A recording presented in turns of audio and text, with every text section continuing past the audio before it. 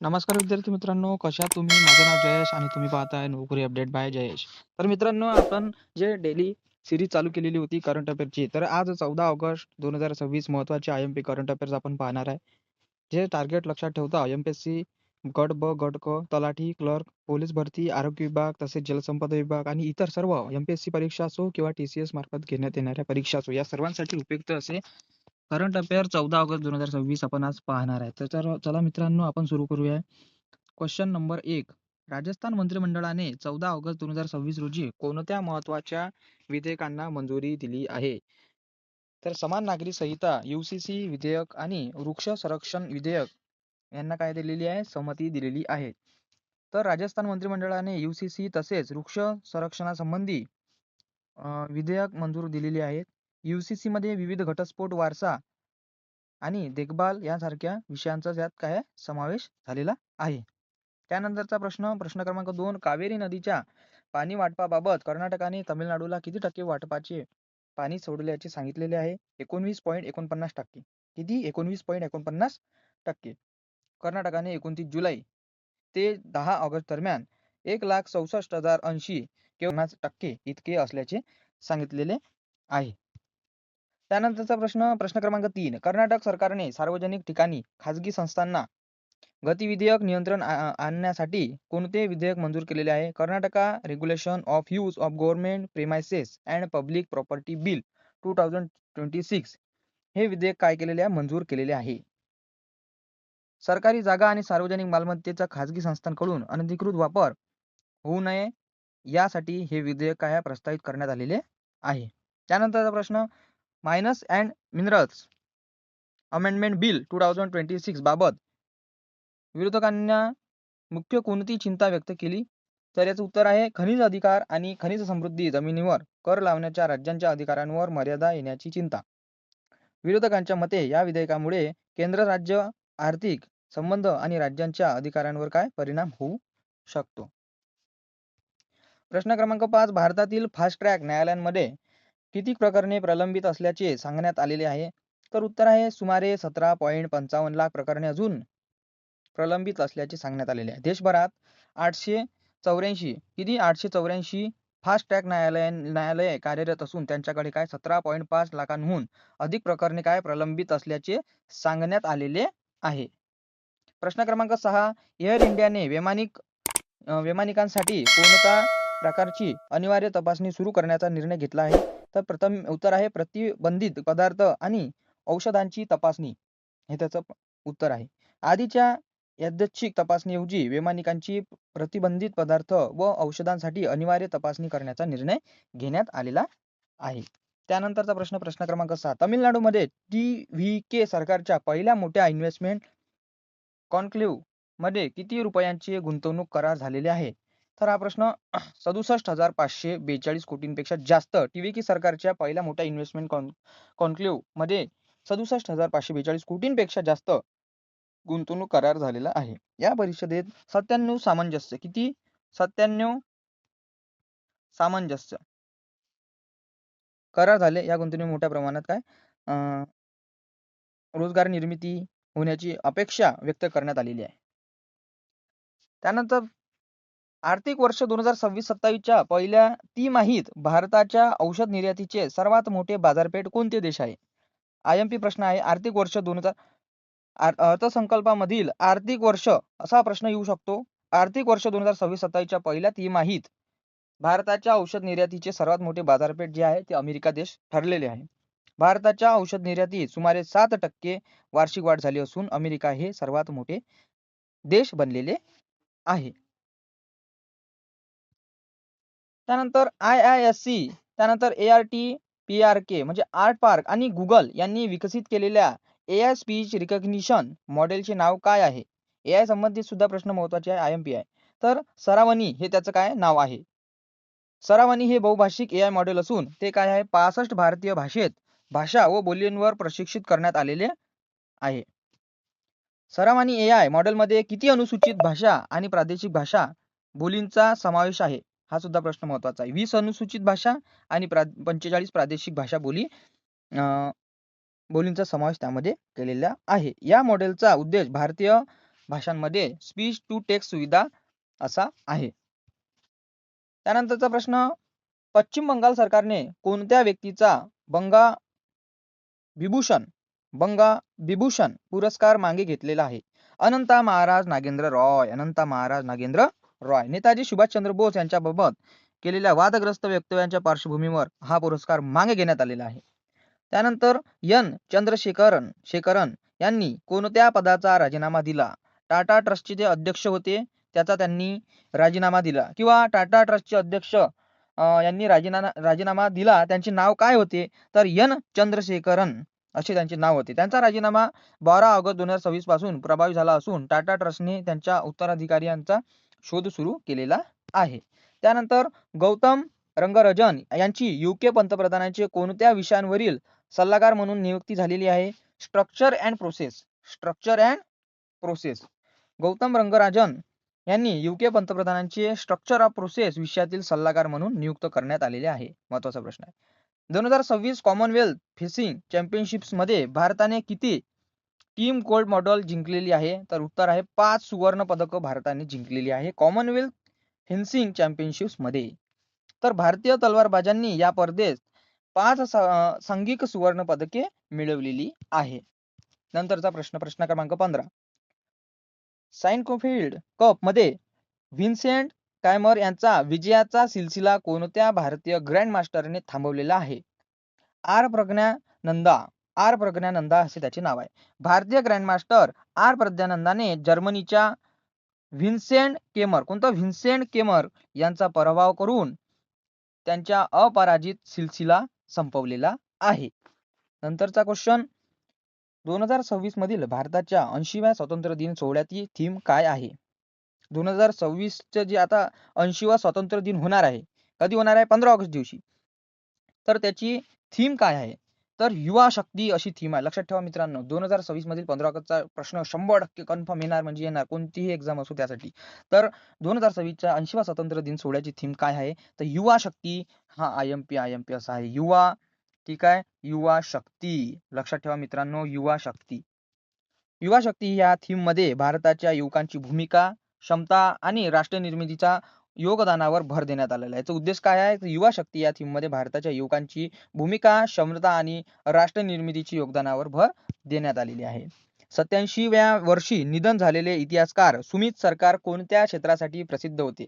27व्या वर्षी म्हणते निधन झालेलं सुमित सरकार कोणत्या क्षेत्रासाठी प्रसिद्ध होते? तर आधुनिक भारतीय इतिहास संबंधित जे व्यक्ती आहे सुमित सरकार, त्यांचे निधन 87व्या वर्षी झालेले आहे. सुमित सरकार हे आधुनिक भारत आणि भारतीय स्वातंत्र्य चळवळीचे प्रसिद्ध इतिहासकार होते. हे सुद्धा महत्त्वाचं आहे. त्यानंतरचा प्रश्न क्रमांक 18. 14 ऑगस्ट 2026 रोजी पोलीस, त्यानंतर अग्निशमन, त्यानंतर होमगार्ड आणि सिव्हिल डिफेन्स कर्मचाऱ्यांसाठी एकूण किती गॅलेंट्री आणि सर्व्हिस मॉडेल जाहीर करण्यात आलेले आहे? प्रश्न अतिशय महत्त्वाचा आहे मित्रांनो. 1057 पदके जाहीर करण्यात आलेली आहे मित्रांनो. 14 ऑगस्ट 2026 रोजी पोलीस असो, अग्निशमन असो, होमगार्ड असो, सिव्हिल डिफेन्स असो, याच्या सर्व कर्मचाऱ्यांसाठी 1057 पदके गॅलेंट्री आणि सर्व्हिस मॉडेल जाहीर करण्यात आलेले आहे. स्वातंत्र्य दिनाच्या पर्वसंध्येला गृह मंत्रालयाच्या पदक प्रणाली अंतर्गत 1057 पदके जाहीर करण्याचे ठरवलेले आहे. त्यानंतर 2026 मध्ये एकूण किती गॅलेंटरी मॉडेल देण्यात आली आहे? 2026 मध्ये आतापर्यंत एकूण किती दिले? 301 दिले. 301 देण्यात आलेले आहे. यापैकी 272 जे पदक आहे ते पोलीस कर्मचाऱ्यांना दिले आणि 29 पदक जे आहे ते अग्निशमन सेवेतील कर्मचाऱ्यांना देण्यात आली. 301 मध्ये जर त्याची सुद्धा जर फोड केली तर 272 पदके जे आहे ते कर्मचाऱ्यांना पोलीसवाल्या आणि 29 पदके जे आहे ते अग्निशमन सेवेतील कर्मचाऱ्यांना देण्यात आलेली आहे. असे टोटल मिळून 301 पदकं दिलेली आहे. गॅलेंटरी मॉडेल्स असं त्याचं नाव आहे. त्यानंतर क्वेश्चन 20 नंबर, 2026 मध्ये सर्वाधिक गॅलेंटरी मॉडेल्स कोणत्या राज्याच्या पोलीस दलाला मिळालेली आहे? असा सुद्धा प्रश्न येते. 301 आपण पाहिलं. त्यानंतर कोणत्या राज्याच्या पोलीस दलाला मिळाली सर्वाधिक गॅलेंटरी मॉडेल्स? तर छत्तीसगड पोलीस. ठीक आहे. त्यानंतर छत्तीसगड पोलिसांना 141 गॅलेंटरी मॉडेल्स मिळाली. ही राज्य पोलीस राज्यामध्ये सर्वाधिक ठरलेली आहे. 141. हे सुद्धा महत्वाचं आहे. 141. 2026 मध्ये CBI मधील किती कर्मचाऱ्यांना पोलीस मॉडेल्स मिळाली? 2026 मध्ये CBI मधील किती कर्मचाऱ्यांना पोलीस मॉडेल्स मिळाली? सध्या 21 पोलीस कर्मचाऱ्यांना सीबीआय मधील पोलीस मॉडेल्स मिळालेली आहे. सीबीआय मधील 6 कर्मचाऱ्यांना president's medals for distinguished service आणि 15 कर्मचाऱ्यांना मॉडेल फॉर मेरिटोरियस सर्व्हिस देण्यात आलेले आहे. भारत आणि मलेशिया यांच्यातील उद्रा शक्ती 2026 हवाई सराव कुठे झालेला आहे? सबंग एअर बेस मलेशियामध्ये झालेला आहे. सुबोंग एअर बेस मलेशियामध्ये झालेला आहे. त्यानंतर भारत आणि मलेशियाच्या हवाई दलांचा हा द्विपक्षीय सराव 10 ते ऑगस्ट दरम्यान झालेला आहे. त्यानंतरचा प्रश्न, उद्रा शक्ती 2026 मध्ये भारतीय हवाई दलाने किती राफेल विमाने सहभागी केलेली आहे? तर 4 राफेल विमाने सहभागी केलेली आहे. IAFने नंबर 101 स्क्वॉड्रन मधील 4 राफेल आणि नंबर 81 स्क्वॉड्रन मधील 2 C-17 ग्लोबेमास्टर 3 विमाने सहभागी केली आहे. त्यानंतर उदारा शक्ती 2026 हा भारताचा कोणत्या देशासोबतचा ठराव आहे? तर मलेशिया देशाचा ठराव आहे. हा भारत आणि मलेशियाच्या हवाई दलांमधील द्विपक्षीय हवाई सराव आहे. त्यानंतरचा 25 नंबरचा प्रश्न, भारत अमेरिका EOD एक्झरसाइज 2026 कुठे आयोजित करण्यात आलेला आहे? साऊथर्न नेव्हल कमांड कोची केरळमध्ये. EOD एक्झरसाइज 2026 कुठे आयोजित करण्यात आलेला आहे? Southern naval command Kochi Kerala. Bharat आणि अमेरिकेच्या नौदलाचा हा विशेष सराव 10 ते 14 ऑगस्ट दरम्यान कोची येथे आयोजित करण्यात आला आहे. इंडिया US EOD एक्झरसाइज 2026 ही कोणती आवृत्ती आहे? तर याचं उत्तर आहे 8वी आवृत्ती. हा एक्सप्लोजिव्ह ऑर्डिनन्स डिस्पोजल आणि साल्वेज क्षेत्रातील दोन्ही मध्ये महत्त्वपूर्ण आहे.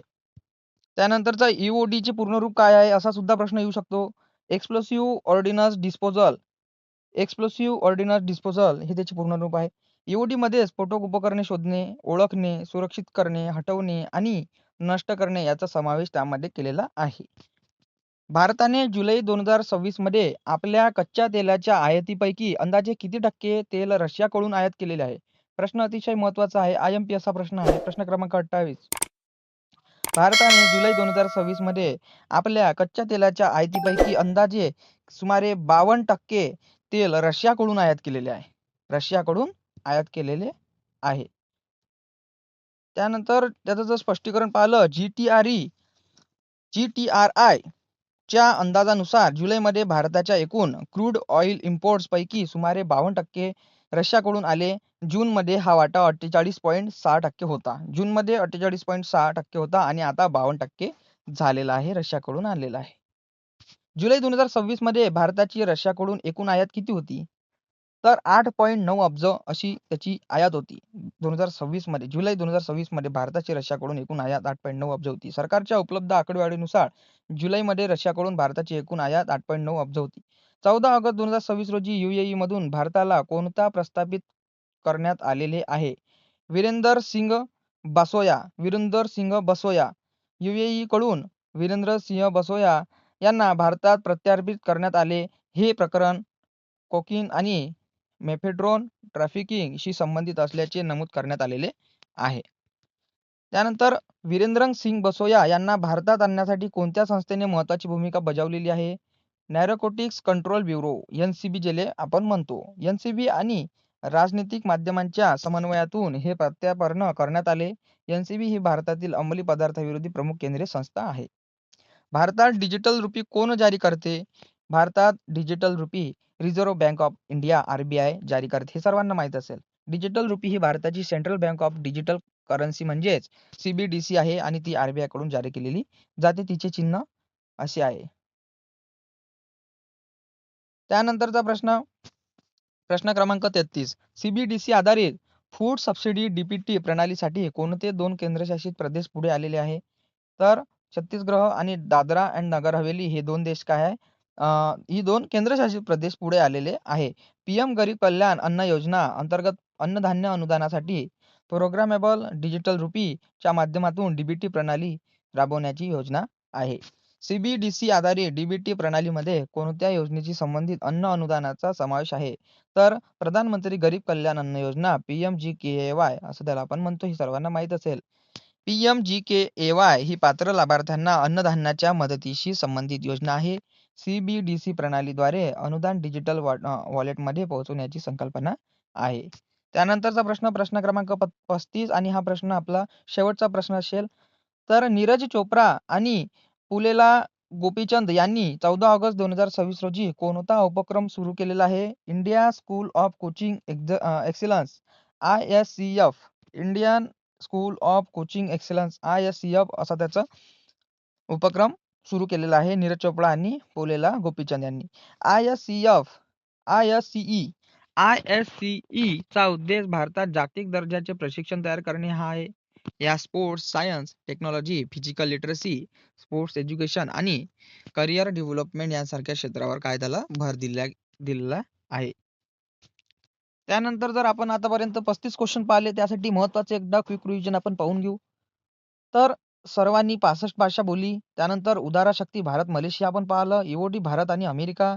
300 गॅलेंटरी मॉडेल्स होते. 1057 एकूण मेडल्स होते. त्यानंतर युवा शक्ती ISCE पाहिलं. त्यानंतर डिजिटल रुपी RBI जारी करते. रशियातून आपण 52% आयात केलेली आहे. क्रूड इम्पोर्ट ही माहिती आपण 14 ऑगस्ट 2026 रोजी जी उपलब्ध झालेल्या ताज्या आणि करंट अपडेट्सवर आधारित होती. ठीक आहे.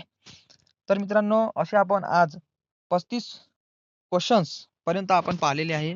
तर हे सर्व प्रश्न तुमच्या येणाऱ्या परीक्षांसाठी अतिशय महत्त्वपूर्ण आहे. व्हिडिओ कसा वाटला याबद्दल तुम्ही नक्की कळवा, कमेंट्स करा. भेटूया नेक्स्ट व्हिडिओमध्ये. धन्यवाद.